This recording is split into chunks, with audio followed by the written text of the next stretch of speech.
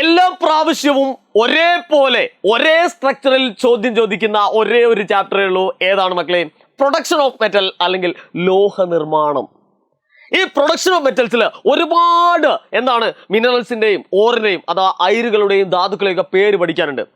ഏതൊക്കെയാണ് നമ്മൾ പഠിച്ചു വെക്കേണ്ടത് എന്നുള്ളതിന്റെ ഒരു കംപ്ലീറ്റ് ലിസ്റ്റ് ആണ് ഈ വീഡിയോയിലൂടെ നിങ്ങൾ തരാൻ പോകുന്നത്. കൃത്യമായിട്ട് ഇത് മാത്രം നിങ്ങൾ പഠിച്ചു കഴിഞ്ഞാൽ ഇതിൻ്റെ അകത്തുള്ള വൺ വേർഡുകൾ ഈസി ആയിട്ട് നമുക്ക് എന്ത് ചെയ്യാൻ പറ്റും. ഓക്കെ, അപ്പൊ അതിലെ വീഡിയോ ലിസ്റ്റിലേക്ക് കടക്കുകയാണ് നമ്മൾ. ഏതായാലും നമുക്കറിയാം, ഒന്നാമതായിട്ട് ഹൈഡ്രോളിക് വാഷിംഗ് എന്ന് പറഞ്ഞിരിക്കുന്ന അല്ലെങ്കിൽ ലെവിഗേഷൻ എന്ന് പറഞ്ഞിരിക്കുന്ന ഒരു പ്രോസസ്സ് ഉണ്ട് അല്ലെ. ഹൈഡ്രോളിക് വാഷിംഗ് അല്ലെങ്കിൽ ലെവിഗേഷൻ എല്ലാവർക്കും അറിയുന്ന കാര്യം തന്നെയാണ്.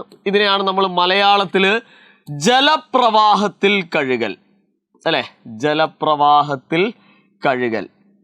അപ്പോ ജലപ്രവാഹത്തിൽ കഴുകലിന് എക്സാമ്പിൾ ഏതാണെന്ന് ചോദിച്ചു കഴിഞ്ഞാൽ അപ്പം മക്കളാ ഒരു എക്സാമ്പിൾ നിർബന്ധമായിട്ട് പഠിച്ചു വെക്കണം. Or of the gold. ഏതാണ് മക്കളെ? ഓർ ഓഫ് ദി ഗോൾഡ്, സ്വർണത്തിന്റെ അയിര് കേട്ടോ. ഇതാണ് നമുക്ക് എക്സാമ്പിൾ ആയിട്ട് പറയുന്നത്, സ്വർണത്തിന്റെ അയിര്. ഓക്കെ ആണോ മക്കളെ? ഇനി രണ്ടാമതായിട്ട് ഹൈഡ്രോളിക് വാഷിംഗിന്റെ എക്സാമ്പിൾ നമ്മൾ പഠിച്ചു, അഥവാ ജലപ്രവാഹത്തിൽ കഴുകലിന്റെ എക്സാമ്പിൾ പഠിച്ചു. രണ്ടാമതായിട്ട് വരുന്നതാണ് ഫ്രോത്ത് ഫ്ലോട്ടേഷൻ. ഫ്രോത്ത് ഫ്ലോട്ടേഷൻ അഥവാ ഇതിനെ മലയാളത്തിൽ വിളിക്കുന്ന പേരാണ് പ്ലവന പ്രക്രിയ. ഓക്കെ, അപ്പൊ പ്ലവന പ്രക്രിയയിൽ ഏതാണ് എക്സാമ്പിൾ ആയിട്ട് വരുന്നത് എന്ന് ചോദിച്ചു കഴിഞ്ഞാൽ നമുക്ക് ഒറ്റ ഉത്തരമേ ഉള്ളൂ.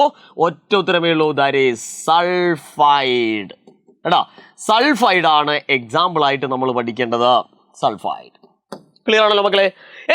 ഇനിയുമുണ്ട് ഒരുപാട് കാര്യങ്ങൾ. അപ്പോൾ ഹൈഡ്രോളിക് വാഷിംഗും ഫ്രോത്ത് ഫ്ലോട്ടേഷനും കഴിഞ്ഞു കഴിഞ്ഞാൽ അടുത്തതായിട്ട് നമുക്ക് വരുന്ന ആളാണ് മാഗ്നറ്റിക് സെപ്പറേഷൻ അല്ലെ. മാഗ്നറ്റിക് സെപ്പറേഷൻ അഥവാ ഇതിനെ മലയാളത്തിൽ വിളിക്കുന്ന പേരാണ് കാന്തിക വേർതിരിക്കൽ അല്ലെങ്കിൽ കാന്തിക വിഭജനം. കേട്ടോ, അപ്പൊ ഇതിന് എക്സാമ്പിൾ ഏറ്റവും ഇമ്പോർട്ടന്റ് ആയിട്ടുള്ള ഒരു എക്സാമ്പിൾ ആണ്. ഓക്കെ, അപ്പൊ കാന്തിക വേർതിരിക്കൽക്ക് മക്കൾ പഠിച്ചിരിക്കേണ്ട, ഒരുപാട് തവണ നിങ്ങളോട് ചോദിച്ചിരിക്കുന്ന ഒരു എക്സാമ്പിൾ ആണ്. കാന്തിക വേർതിരിക്കലിന് എക്സാമ്പിൾ ആയിട്ട് പഠിക്കേണ്ടത് ഏതാണ്? ടിൻ സ്റ്റോൺ എന്ന് പറഞ്ഞിരിക്കുന്ന ഒരു സാധനമാണ്. മലയാളത്തിലും ഇതിനെ ടിൻ സ്റ്റോൺ എന്ന് തന്നെയാണ് നമ്മൾ വിളിക്കാറുള്ളത്.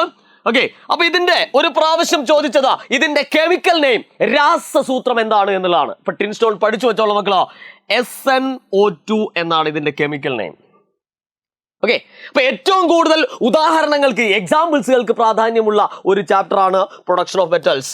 ഇനി നമുക്ക് അടുത്തതായിട്ട് മാഗ്നറ്റിക് സെപ്പറേഷൻ കഴിഞ്ഞാൽ ലീച്ചിങ് ആണ്. ലീച്ചിങ് അല്ലെ, മലയാളത്തിലും നമ്മൾ ഇതിനെ ലീച്ചിങ് എന്ന് തന്നെയാണ് പറയാറുള്ളത്.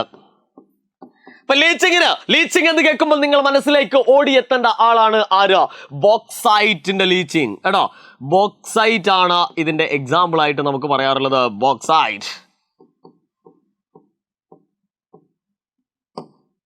ഓക്കെ ആണോ മക്കളെ? അപ്പൊ കൃത്യമായിട്ട് നിങ്ങൾക്ക് നമ്മൾ ആദ്യഘട്ടത്തിൽ അതായത് കോൺസെൻട്രേഷൻ ഓഫ് ദി ഓർ, അയിരിന്റെ സാന്ദ്രണം, അതിൽ 4 ഭാഗങ്ങളാണുള്ളത്. ഹൈഡ്രോളിക് വാഷിംഗ് ഉണ്ട്, ഫ്രോത്ത് ഫ്ലോട്ടേഷൻ ഉണ്ട്, അതേപോലെ തന്നെ magnetic separation and leaching. Ready? ഇനി നമ്മൾ രണ്ടാമത്തെ extraction of metal from concentrated or അല്ലെ, സാന്ദ്രീകരിച്ച അയിരിൽ നിന്ന് ലോഹത്തെ വേർതിരിക്കുന്ന 2 സ്റ്റെപ്പുകളുണ്ട്, കാൽസിനേഷനും അല്ലെങ്കിൽ റോസ്റ്റിംഗ് അല്ലെ. മക്കളെ പഠിച്ചു വെച്ചോളാം. കാൽസിനേഷൻ അല്ലെ, കാൽസിനേഷന് എക്സാമ്പിൾ ആയിട്ട് നമ്മൾ പറയാറുള്ളത്, പഠിച്ചു വെച്ചോളാം മക്കളെ. കാൽസിനേഷന് എക്സാമ്പിൾ ആയിട്ട് 2 എക്സാമ്പിൾസുകൾ നമ്മൾ പറയാറുണ്ട്. ഏതൊക്കെയാണെന്നറിയോ? ഒന്ന് ഹൈഡ്രോക്സൈഡുകൾ. ഹൈഡ്രോക്സൈഡ് കേട്ടോ, മലയാളത്തിലും നമ്മൾ ഹൈഡ്രോക്സൈഡ് എന്ന് പറയും. ഓരോ എക്സാമ്പിൾസുകളും നിങ്ങൾ പഠിക്കുക കേട്ടോ. ഇനി രണ്ടാമതായിട്ട് ഒരു എക്സാമ്പിൾ കൂടി ഉണ്ട്, കാർബണേറ്റ് കേട്ടോ. ഈ 2 എക്സാമ്പിളും നമ്മളോട് ചോദിച്ചതാണ്. ഇനി അടുത്തതായിട്ട് വരുന്നു നമ്മുടെ കഥാനായകൻ റോസ്റ്റിംഗ് അല്ലെ. റോസ്റ്റിംഗ് ആണ് വരുന്നത്. റോസ്റ്റിംഗ് മലയാളത്തിൽ എഴുതുന്നു റോസ്റ്റിംഗ്. അപ്പൊ റോസ്റ്റിംഗിന് എക്സാമ്പിൾ ആയിട്ട് വരുന്നതാ അല്ലെങ്കിൽ റോസ്റ്റിംഗ് ചോദ്യം ചോദിച്ചു കഴിഞ്ഞാൽ നമ്മൾ എഴുതേണ്ട എക്സാമ്പിൾ ഏതാണെന്ന് അറിയോ മക്കളെ? ഇതിന്റെ എക്സാമ്പിൾ ഏതാണ്? സൾഫൈഡ് ആണ്. സൾഫൈഡ്.